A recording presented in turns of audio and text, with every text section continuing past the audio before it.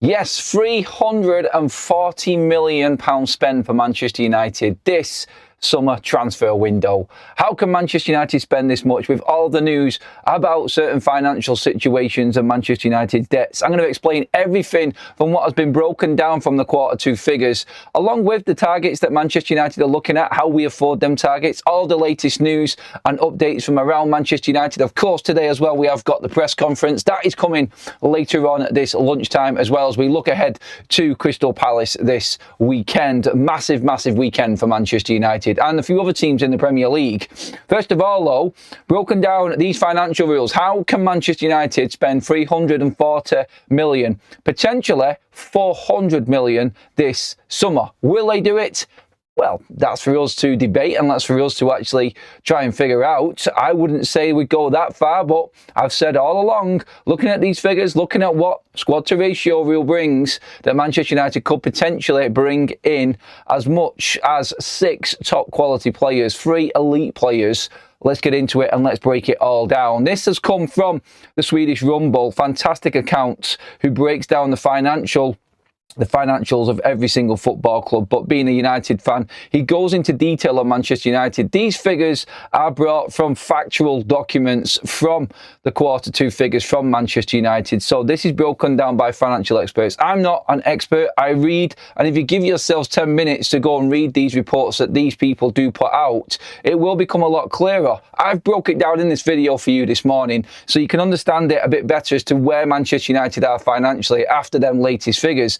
Everyone's raving about the profits. Everyone's trying to play down the profit side of things for United. Is this just spin? Is this just the Ineos sort of look on things, trying to convince fans that we're actually doing well when we've still got all of the debt?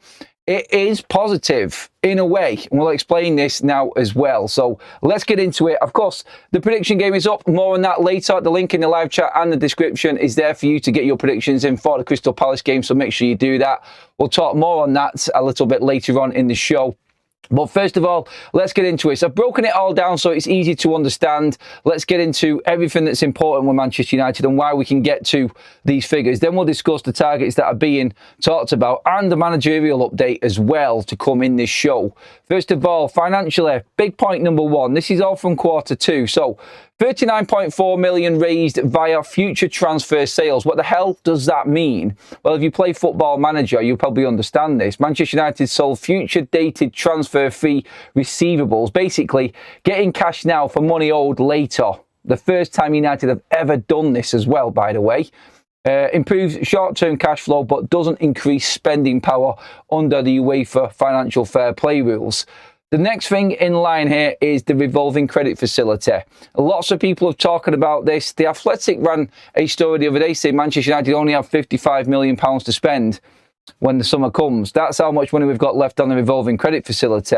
They didn't know what was coming in this report at the time, and this report has definitely opened a few people's eyes as to what Ineos have done so far as well. By the way, I'm not backing Ineos on this. I'm not saying that this is great work from Ineos. A lot of what this is Manchester United fans paying more. So if you don't like me talking about the Glazers or Ineos, or if you think I'm an Ineos fanboy, then just don't watch the content. Sod off. I'm just going to break down the facts as they are on paper. So if you can't deal with that, then see you later. We're just talking about it as to why Man United can do what they can do this summer.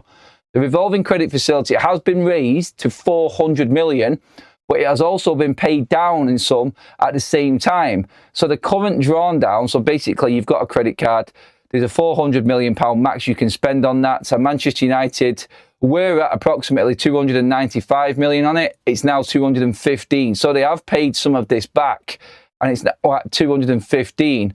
With the extended facility there as well, the extra 50 million that's been put on top, United have available 185 million on that.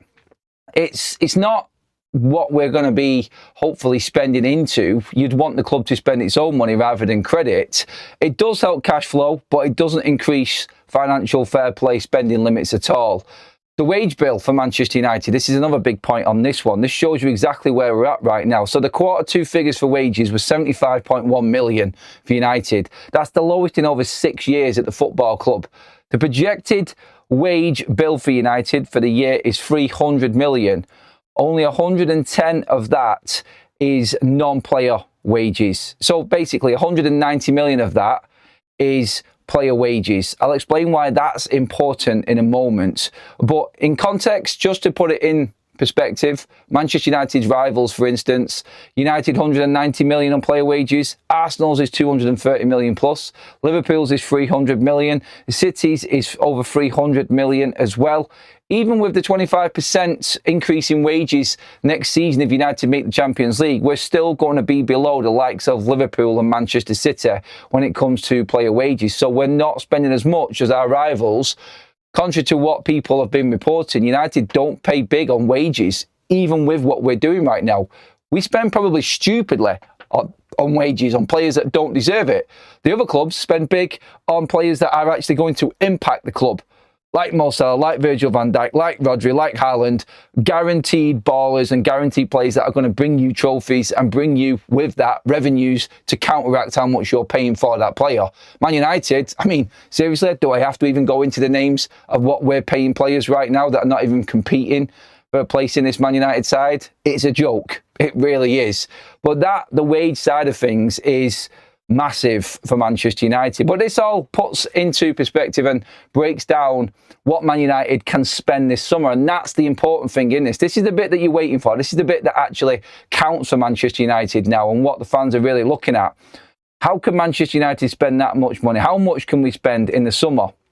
Revenue projection, by the way, for the Champions League. This is assumption upon the figures from this season. I have spoken about this before.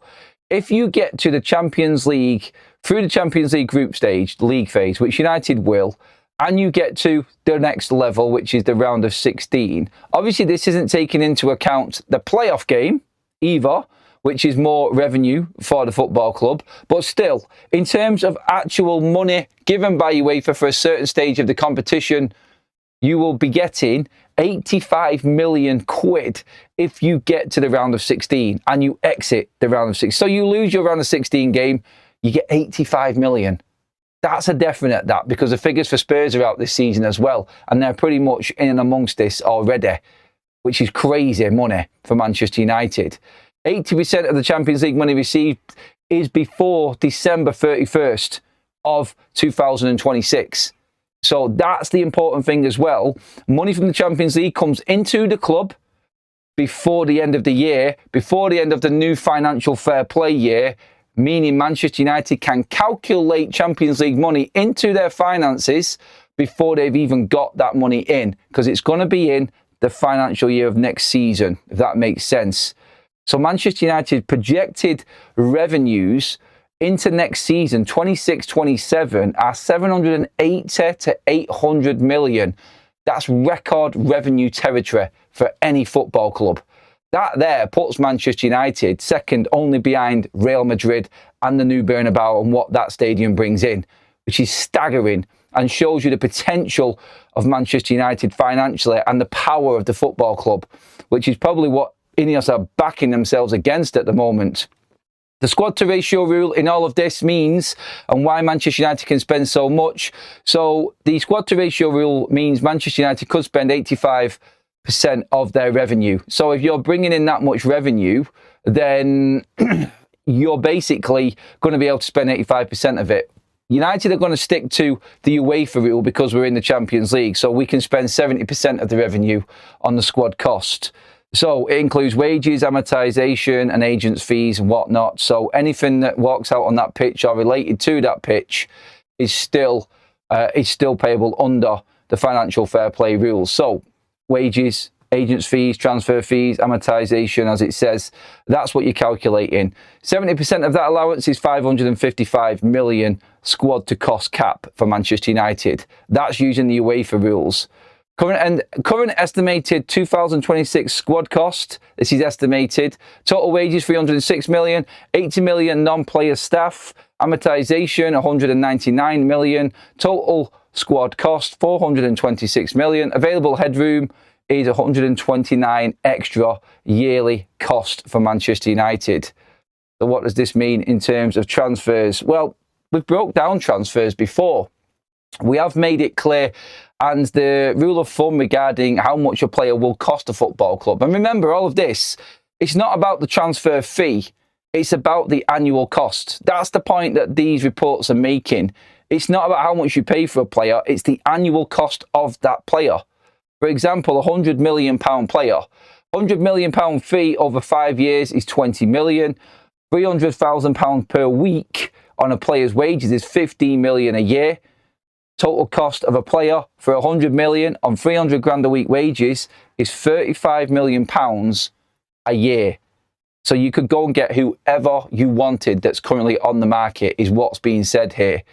And that means if you calculate it, United could buy at least three elite players. That being on 100 grand a week wages, 300 grand a week wages for 100 million transfer fee. And that's what the calculations work out at. That's your 340 million.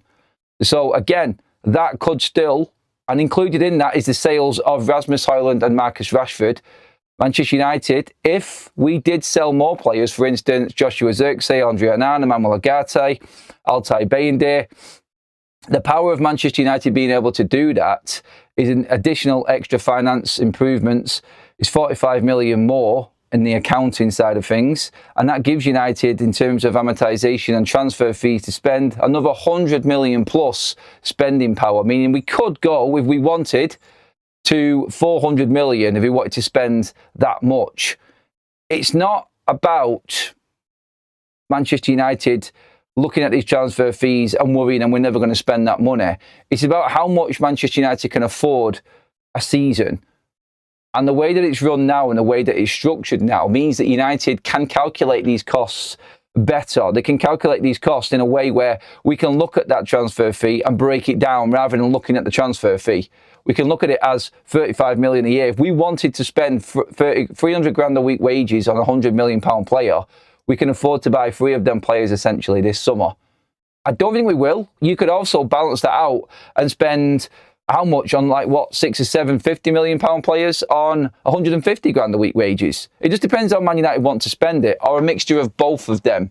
That's what's being said. It is all about how Manchester United calculate it. It's how they work it into their accounts. It's got nothing to do with the price of the player. The interesting bits from that and what was taken from it was there wasn't expected to be, and this is reading into what the financial experts have said, there wasn't expected to be any real uplift or surprises within these figures. But nobody calculated what Manchester United have done regarding matchday revenues. In 15 home games in the same period last season, Manchester United have earned the same this season in 10. 5 less home games this season than last season, and we're still bringing in the same money for the first 2 quarters. That is staggering, because that means that Manchester United are earning approximately 7.6 million per home game because of the ticket price increase, the executive sections that have been brought in. And this is where I don't defend what the Glazers, Ineos are doing. It's both of them, but this is Ineos is doing this. They've upped the prices and no one expected the impact of these ticket prices to actually affect the figures as much as they've done. The stats and the facts are there on paper. These figures have been released and it's taken a few people aback in terms of what Manchester United have earned over the first 2 quarters. This is all without European football. If you bring in that Champions League money, which is guaranteed to be 85 million if you get to the round of 16, which United will do, because let's be honest, if Newcastle can do it, United can do it. The money's there. By the way, in all of that, match day revenues are not calculated in. So you can imagine, with that extra revenue, ticket prices the way they are, with Champions League money, maybe a bit of a Carabao Cup run, for God's sake, please, that would be nice. FA Cup added to that as well. More home games, basically, is what I'm saying. Champions League guarantees you at least 5 more home games. So you can imagine where that money's going to go. The difference in 78 million, I think, from last season in them 15 games, that would go up to 112 million if you used the new figures since Ineos have upped the ticket prices. All put together with that drawn down from that credit facility, the credit facility being extended to 400 million, United have 185 million in that. Everything that we're going to get through player transfers, which are pretty much guaranteed, the wages going off the books, and adding in Champions League money, which comes in within next season's financials already, United can spend massive amounts of money. The big question in all of this, the massive question in all of this is, what do the Glazers and Ineos decide to do with that money? They don't have to spend that amount of money on transfers. They could actually use that money to pay off the debt. They could take a chunk out of the debt. They could spend 250 million and use some of it to pay off the debt. They could start taking dividends again. The question is, yes, the model works, and the model with sustained quality football and being in the Champions League is where Manchester United can be, like Sir Jim said, sustainable and profitable. United are set to make serious profits if they don't spend big. Say, for instance, we spent 175, 180 million on transfers this summer transfer window. Not what we want, but that, accounting-wise, would give Man United an actual profit, which is bleeding ridiculous. It's crazy, isn't it? That's going into obviously next summer, not this season, but next summer. But it's still this year, 2026. So it's the look ahead.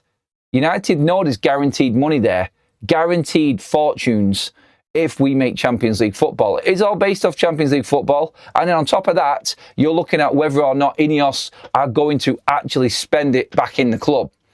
Are they going to start taking chunks out of the debt with that money? Are they going to start paying themselves dividends again? Are the Glazers rubbing their hands together again? Have they not had enough already? This is what we have to look at now and keep our eye on, because as good as these numbers may seem and the projections look good, it's all a big if, but, and a maybe still. And them if, buts and maybes are if we make Champions League, of course, going into the end of this season, and whether or not Ineos / the Glazers, Glinios, whatever you want to call them, actually want to spend that money on the football side of things. Or do they want to actually take a bit of the debt away?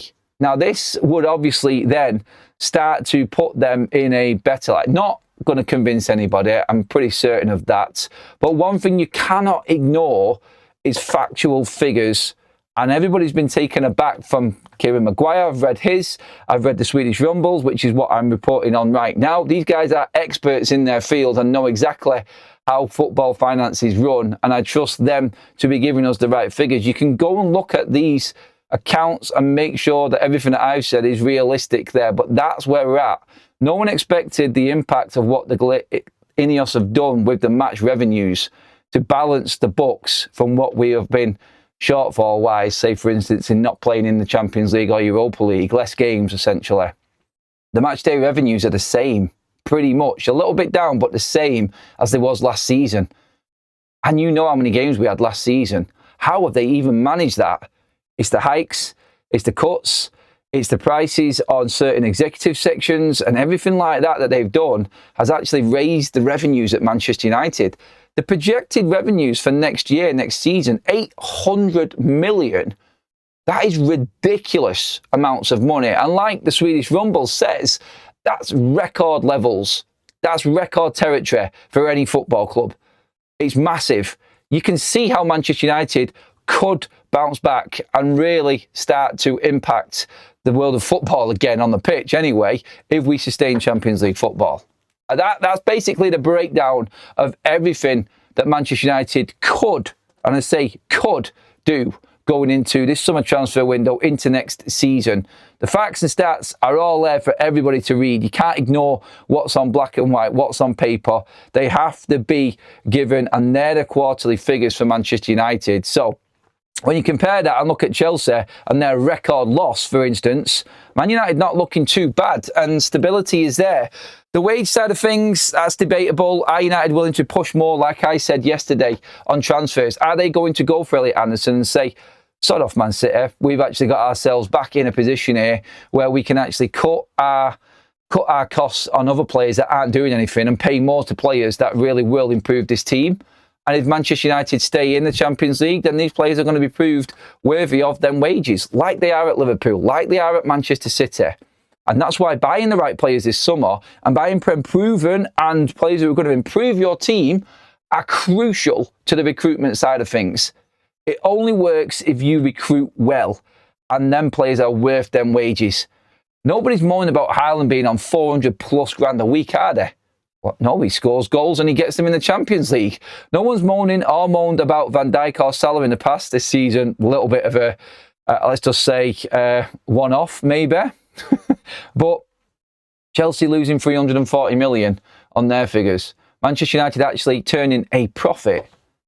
Staggering how they've managed to turn this around. Anyway, let's get into some of your comments on this. Give me your thoughts. Like I said, I'm no expert. I've read the reports. I've spent time reading through them. I've broke them down, and they're the major points from them. It is intriguing to see how powerful Manchester United actually are. And by the way, that's without the 2 extended new sponsorship deals. The training kit sponsor can be added to that. The new shirt sleeve sponsor can be added to that. And back in the Champions League means more money off Adidas going into next season also. All calculated in. And if United get their books right with certain players that aren't worth it and get rid of these Klingons, these mercenaries, the deadwood as such, you can see how it can move very quickly into a positive. Anyway, it sounds like I'm blowing smoke right up their arse there, doesn't it? But let's get into the comments and let's get some counters on this. I'm just going to randomly pick out all of the comments in the live section right now. Thank you for being involved, everyone. Adam, positive news from Ben Jacobs and Romano yesterday and this morning going in to the domino of players. If we get Anderson, 2 midfielders, wingers, and replace the whole left right back striker. Yeah, I mean, look, I've just explained then how Manchester United can spend that money. But don't forget, by the way, the season's not over. And this is all if Champions League money is there. But you are right, the potential's there. Champions League changes United's world completely. Don't get me wrong, like United will still earn a lot more even if we're in the Europa League because of them matchday revenues that are coming in. But the bonus of Champions League gives Manchester United ridiculous power in the transfer market. And like these experts have just broken down there, don't be fooled by United not spending a lot. It would be crazy for Man United not to spend at least $250 million on transfers this summer. It needs to be about 300 million. I've said this all along. Looking at everything that's going on, I always said 300 million. And now it's being backed by these big accounts and big sources. The accounts are there for everyone to see.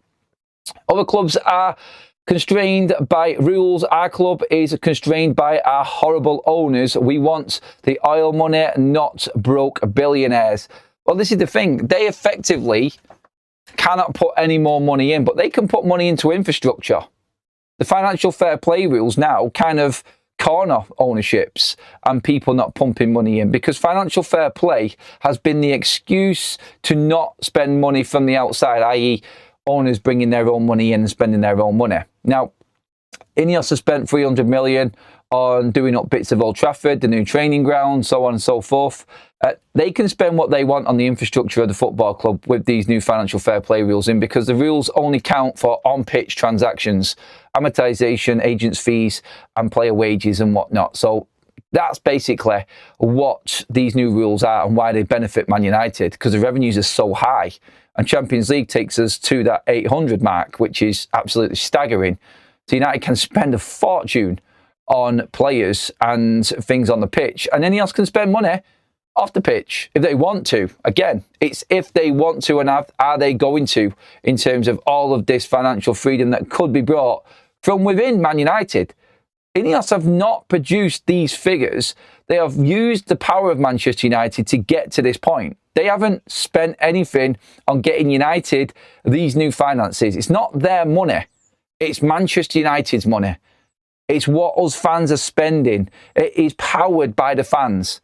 And we are giving this ownership an opportunity this summer, if Michael Carrick and that lucky break that Ineos got in sacking Ruben Amorim and bringing Carrick in, if this bit of luck works out well, then I don't think there's any Man United fan out there, after these figures that have been released and everything that's now being reported, would even give Ineos the time of day if they didn't spend at least 250 to 300 million this transfer window. The focus will be solely on them because, yes, you could say, look at us and what we've done. I've said all along, and this is where people have got me mixed up with the ownership, I've said all along, Manchester United can run itself. It is an absolute juggernaut. It just needs competent people to run the football club and run it properly. It's not been there for nearly 2 bleeding decades. Well, part of it with David Gill was good, but the last decade has been a sham, a complete sham. It's had people running it that have no idea about football at the highest level of what we need to be sustainable as a football club. Manchester United have got people in now that know football. The money's there from what we're putting in. So if they don't spend that money on the football club and on this team, then the fans have got every single right to go in and call them out. And this whole sort of legacy promise that Sir Jim Ratcliffe promised at the start when he first walked in will make him look even more stupid. Look, no one was taken aback by that comment. Businessmen go into certain ventures to earn money. They're not stupid. They're businessmen and billionaires for a reason, and they will be taking something from this. So keep an eye on, I would say, probably more next season's figures and see if anything comes out dividends-wise or anything like that. Or if, indeed, they leave the dividends and pay off the freaking debt. Let's see which way they go. I think that's what this is boiling down to now. Okay, let's get some more in. They've cleared the decks to spend. Can't afford to waste it this time. Being 1 year in, 1 year out of Europe means it's difficult to plan long term. Yes. And this projection is with Champions League. Bang on the money, compost there. That's exactly what it is. Our revenue is one of the highest. Our wage are one of the lowest. The big bugbear for us, unlike others, is massive internal payments, debt payments. Harnessing that debt is what is stopping United. By the way, that is all calculated into these figures as well. And what Manchester United are doing. The fact that we've actually paid off, what was it, 80 million? Of that revolving credit facility. No one expected that to come either, but that's what's being stated. That has been paid down as well and extended. So there is real financial freedom. Champions League brings us a lot more. Champions League is a bonus right now. For God, we didn't back Amorim, says Manny. Four more players isn't enough for 4 competitions. 6 players is what I think is the minimum for Manchester United this summer. Not many people think that we can actually get 6 players in. We're going to talk about them players in a moment. Spending money isn't an issue for United on players. It never has been. The issue is before Ineos spending, it's on crap recruitment. Like I said, it's all coming down to recruitment. If you spend a lot of money on the right player, like City, like Liverpool, like Arsenal, like you telling me, is anyone moaning about Declan Rice, 100 million? Is anyone moaning about Erling Haaland and his wages and that crazy contract? Is anyone moaning about Van Dijk and Salah's impacts and their wages and what they're on at Liverpool? No, because they're earning them the trophies, the spots in Europe, the being in the competitions. That brings the money in. That basically pays for them players. And eventually, yes, eventually, if you're sustainable, the amortization is cleared and you don't owe anything on them players. It's about getting the right players. And this is why Man United have gone down the road of buying younger players, because they know they will still be valuable to the club and not costing the club, i.e. the transfers will be cleared.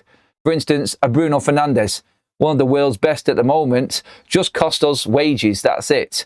Eventually we'll get there with Mbeumo, we'll get there with Sesko, with Cunha, with Lamens, players playing for Man United over the next 5 years that are not costing us anything amortization weight. That helps you then build on top of that and get even more players and build a proper squad and give you financial freedom to do so.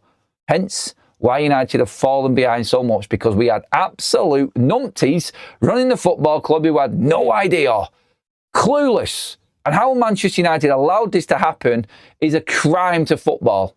It really is. Do Ineos need permission, Adam, from the Glazers to pay some debt off? And if they do, they will look to own a higher percentage. Also, give Carrick the job. He will be fine. He will find gems from the Championship like Semenyo. They do need to communicate with the Glazers. The Glazers are the power players here as well. It's in that small print and that agreement that Sir Jim Ratcliffe's actually been quizzed on, about the deal between the Glazers and Ineos. and him feeling totally secure at Manchester United. He alluded to it in the early days when he first came through the door. Obviously, the Glazers have the voting rights. The Glazers are the power players, and anything financially has to go through them. So Ineos cannot run it all. They're running Man United, and I said this yesterday, actually. There's no way that Sir Jim Radcliffe, a billionaire whose businesses dwarf what the Glazers own, by the way, is going to come into United and allow the Glazers to dictate to him what goes on. There'll be some form of agreement in there where Ineos are earning from this as well. But if they want to make Manchester United profitable, they have to pay off the debts when they have good years. And if you get recruitment right, you can do this. It's all about the long-term planning. If United stay in the Champions League, that debt will come down. Man United count on what? On one hand in the last 10 years when we've been in the Champions League. It's like the comment says there, season in, season out is not sustainable in football. Financially, you need to be in it every single season. You need to be there every year so you can plan ahead. And that way, Man United, well, if the debt doesn't come down, then you can really start calling the ownership out, can't you?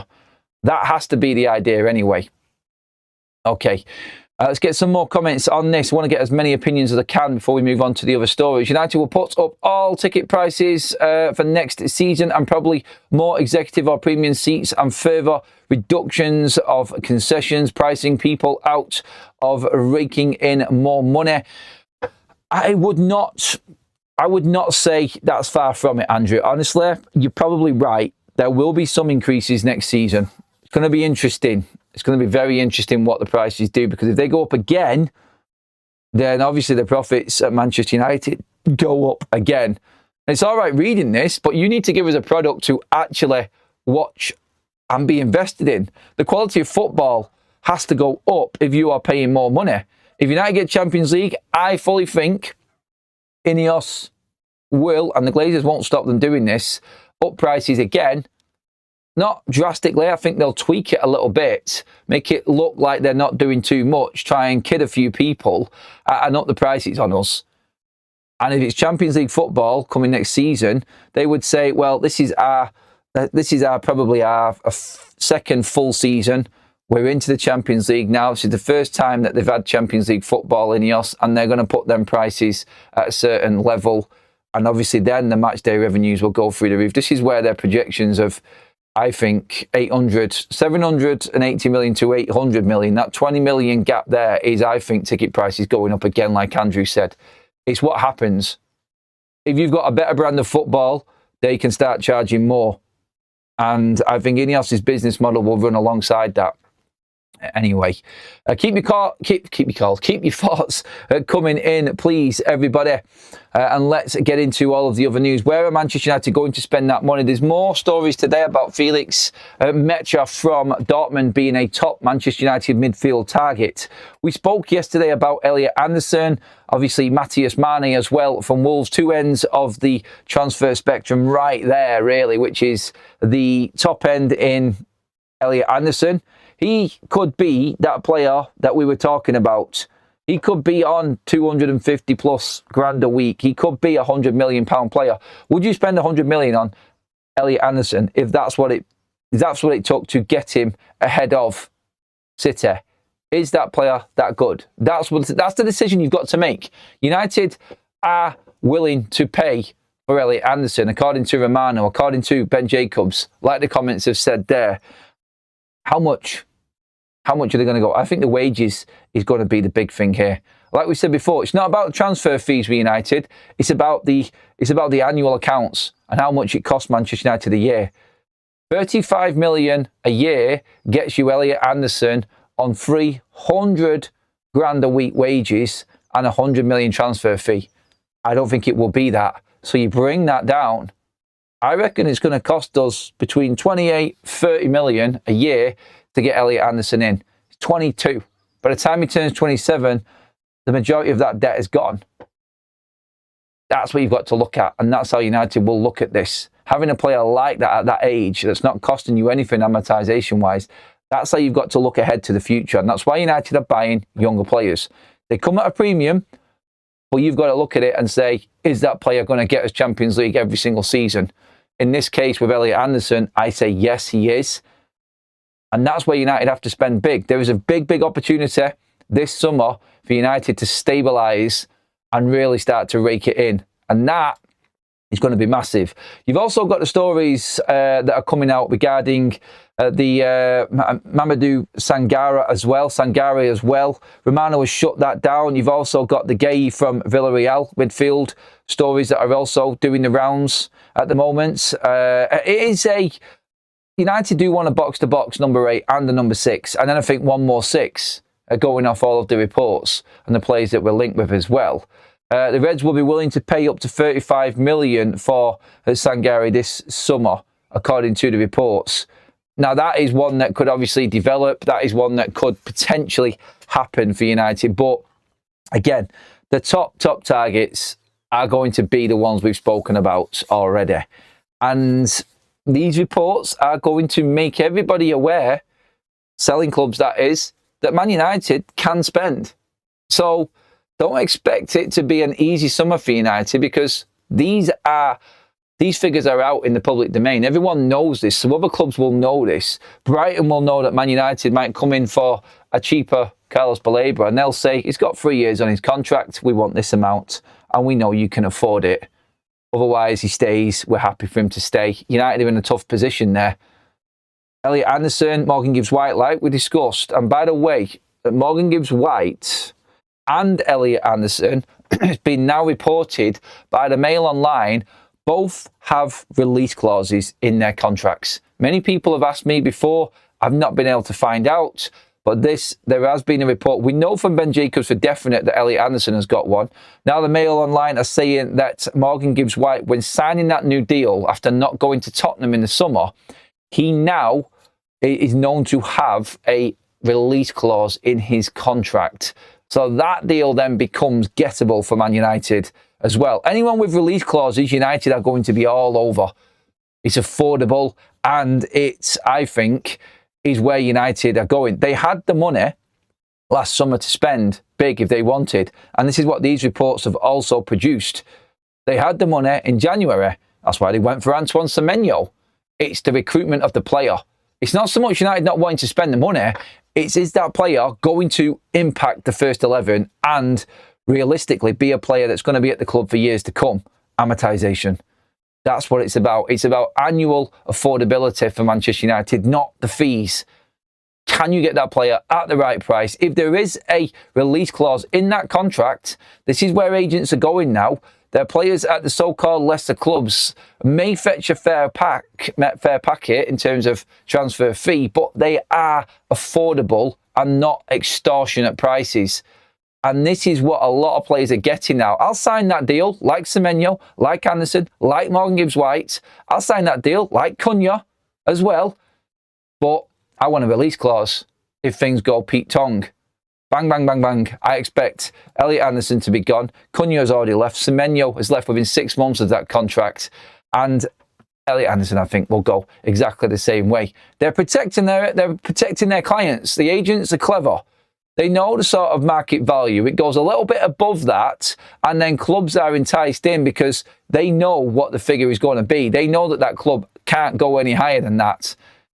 And that is the bonus. If you find the clause players, that's when you'll see a lot of transfer speculation on them. And Man United have got two there at Nottingham Forest that they've got their eyes on, which could actually come into the football club this summer. We'll see on that one as well. Obviously, don't forget, by the way, everyone, big updates on Licha Martinez and Mason Mount coming up this afternoon, lunchtime.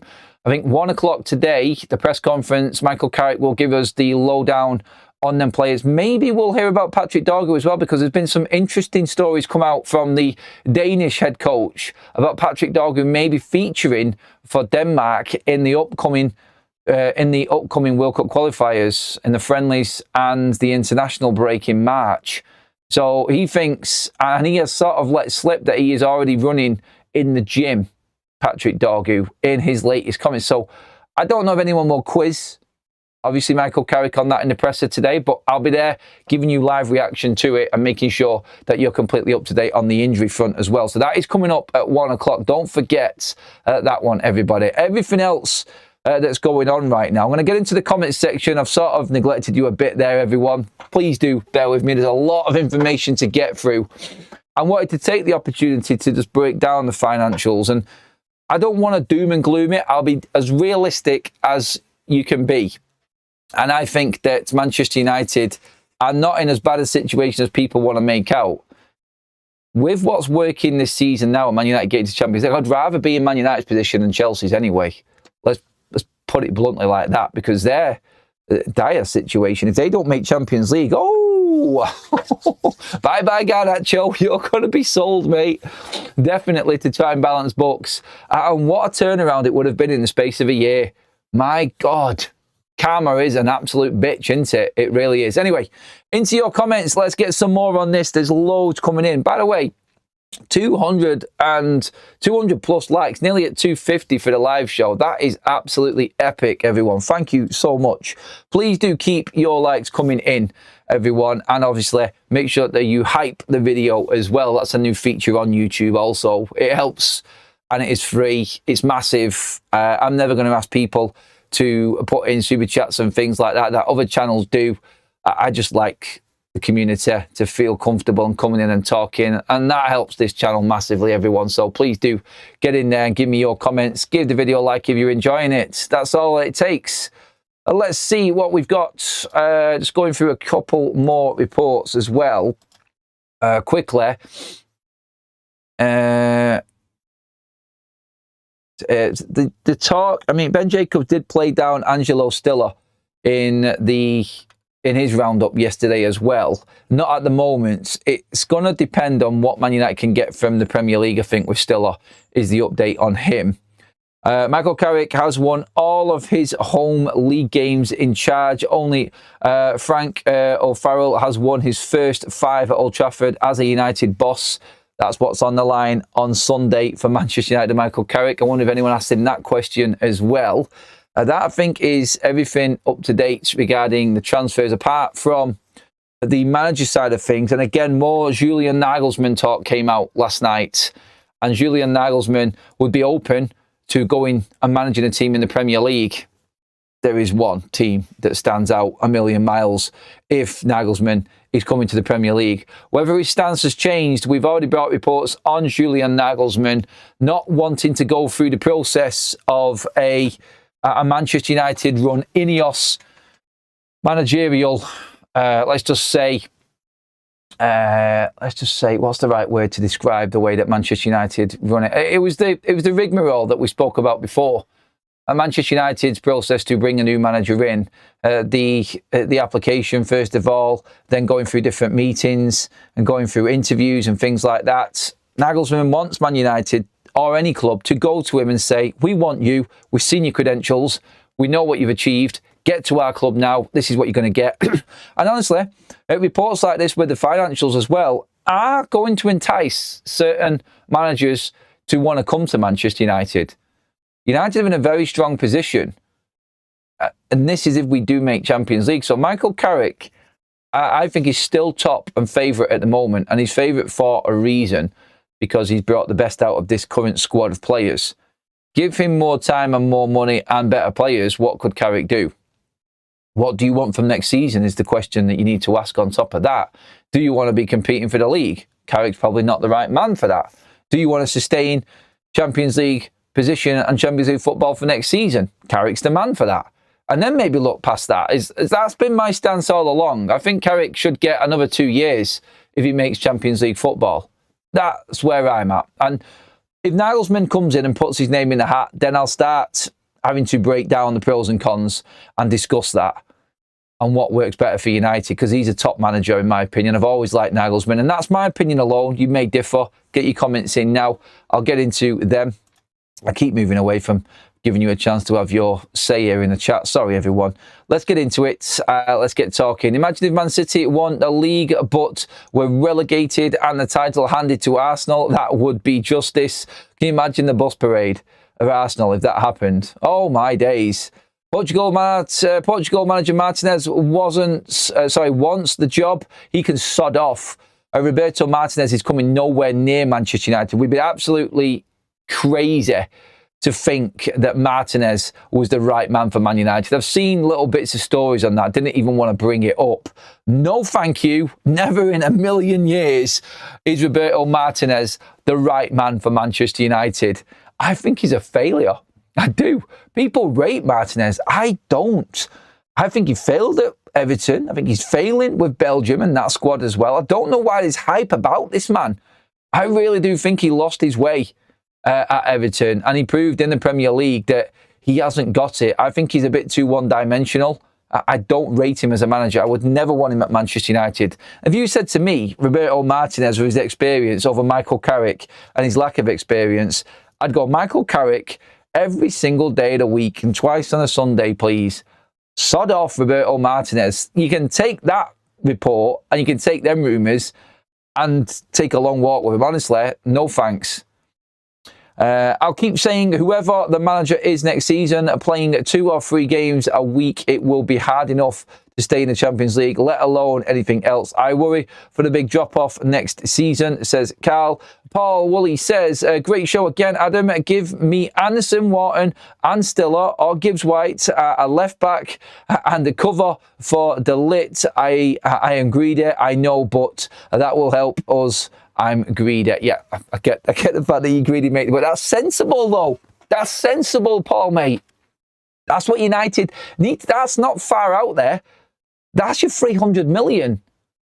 And that there, 300 million. Wow. Man United are not taking any profits. Man United are going to show a loss. But I tell you what, years down the line with them players in your squad brings you guaranteed Champions League football money again. It brings you better sponsorship deals. It brings you more revenues at the gate. Honestly, that's investment into making more money. That's real investment, mate. It's not far out there. That's how we should be thinking as a fan base right now and what we should be demanding from Ineos and the Glazers. If you want us to take you seriously, every single penny that you have made and you can spend, you spend it on the team. Yep, spend it on the team.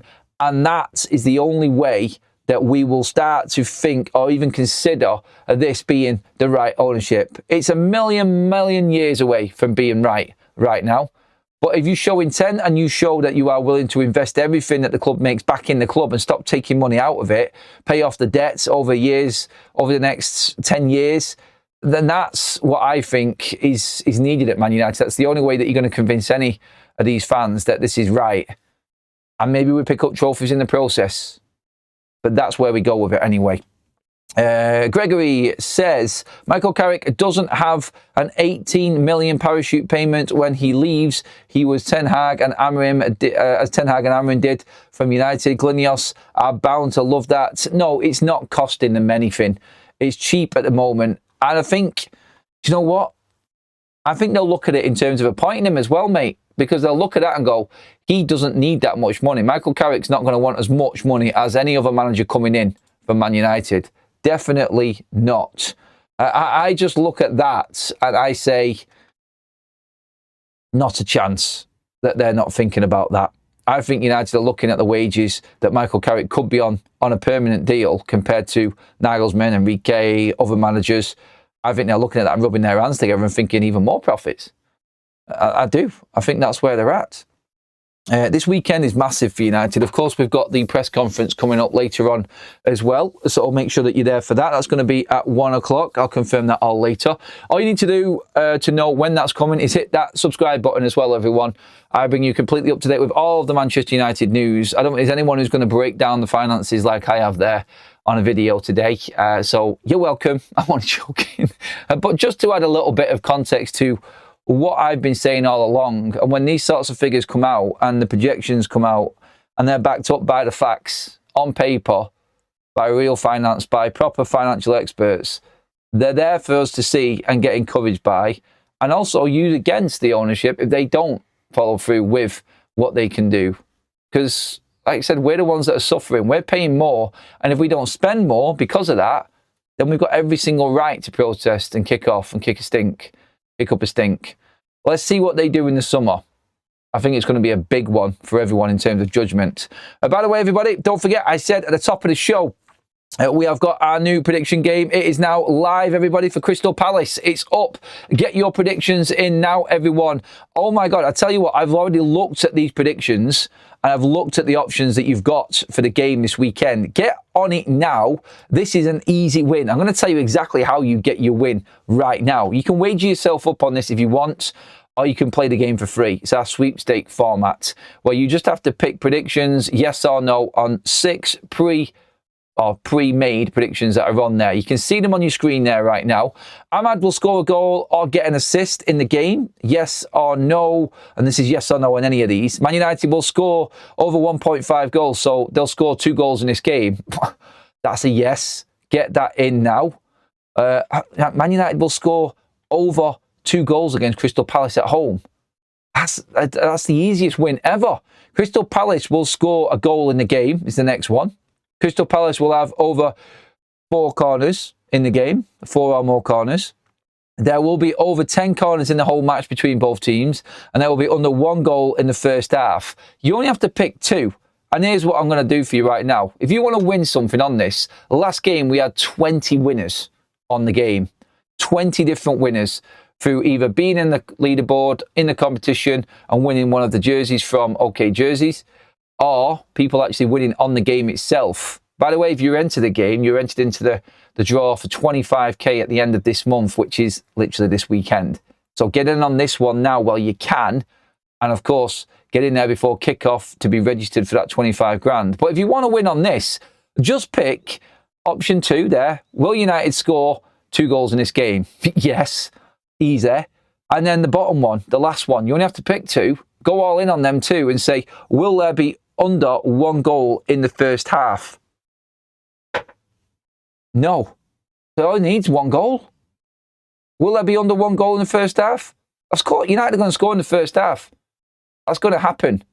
Get on that now. There's your picks right there. If you want to do the others, your price will go up, obviously, and you'll win more money. But there's an easy win right there. Get on it now, everybody, and get involved in our game. And be like many others that are starting to win on this. If you are playing more frequently, you'll be getting new bonuses and extra money to spend on the game if you like. If you're playing for the first time, you will, of course, receive 500 big bucks, the equivalent to $5 to spend on the game. Also, everything then gets converted from dollars to pounds for you as you get your winnings. It goes into your wallet and is easy to deposit. It's easy to take straight out as well and withdraw. So it is dead straightforward, dead easy game to play. I've just give you an easy win there, so you might as well just get in, get your predictions in. And you know what? You might even be lucky. You might win a shirt courtesy of OK Jerseys, bottom left-hand corner of your screen there. There are match day sponsors here on the channel. And you could be winning 25k if you're drawn out of the hats. We had 83 people compete in the last game, which was the Everton game. So 83 people in with a chance, courtesy of FUTV on Big Up, on our game of winning 25k, plus whatever else you get in them easy wins like I've just described. Thank you, everyone. That is our show today. That was crazy. I don't know how we've gone to that amount of time already. I didn't even realize it was that time. 300 live likes, which is epic. That is the biggest we've had all week. Thank you so much, everybody. I will be back at 1 o'clock. Don't forget, with the press conference for Michael Carrick, live reaction to everything Manchester United's head coach comes out with. We're expecting big updates today. Leacher, Mount, where are we at with the Lit, and are them rumours coming from Denmark about Patrick Dorgu true? If you want to know what I mean by that, tune in to the press conference later on, everybody. Thank you so much for watching. Thank you, mods, and everybody in on the chat as well. Really appreciate all of your contributions and comments and likes and everything. Subscribe to Forever United TV. I'll catch up with you all at lunch.